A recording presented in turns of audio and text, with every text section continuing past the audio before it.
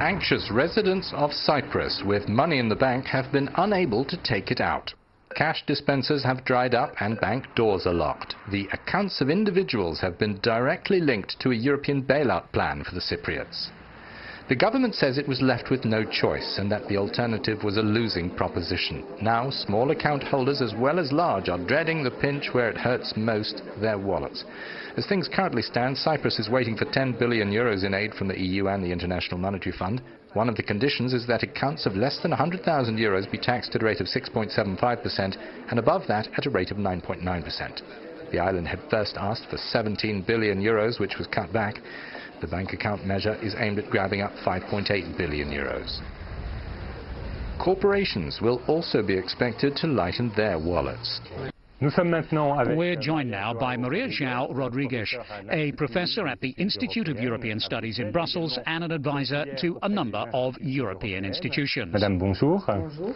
For the first time in a bailout, bank depositors are having to contribute. Has the European Union broken a taboo? Aujourd'hui. I think you have to remember that the European Union had adopted a very clear principle of protecting people's savings up to 100,000 euros.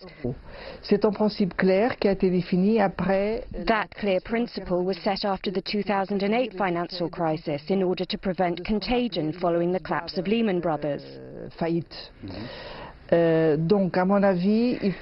So in my opinion, we have to respect that principle. Is there not a risk of contagion in the Eurozone? The risk of contagion is limited because we're not talking about a big event. But anyway, the European authorities must clearly state the principle that was adopted, that the protection of small investors in Europe will be respected.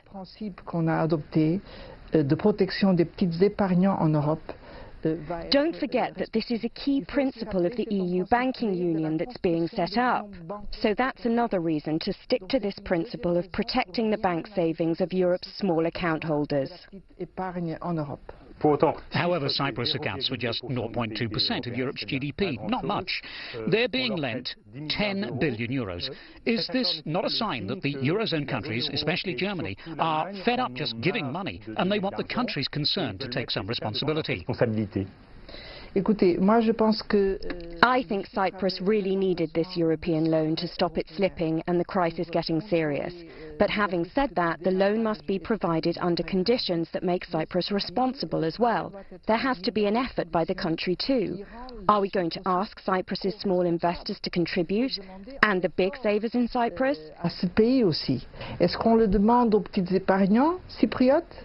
Is this going to include investors who are outside Cyprus? Are we going to involve the big investors who are not from the European Union? That's to say, the Russian investors? Exactly, you mentioned Russian assets, maybe 15 to 20 billion euros, perhaps dirty money. Is this a way for the Eurozone to clean up the Cypriot banking system? Yes, I think this bailout loan process in Cyprus should be used to make the Cypriot banks more transparent, because in my opinion it's not good to use euro area banks for Russian investors' financial transactions that aren't clear. So we must clarify that. I really think that is the thing that must be clarified. The financial markets fell as a result of this. Is there a risk of uncertainty returning to the markets after they have been stable for several weeks?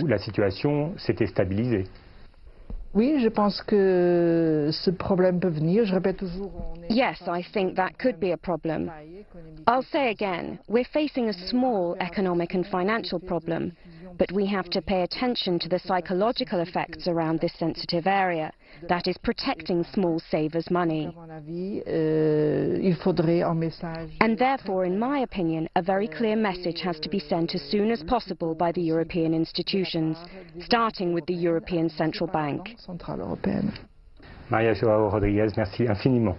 Merci bien aussi.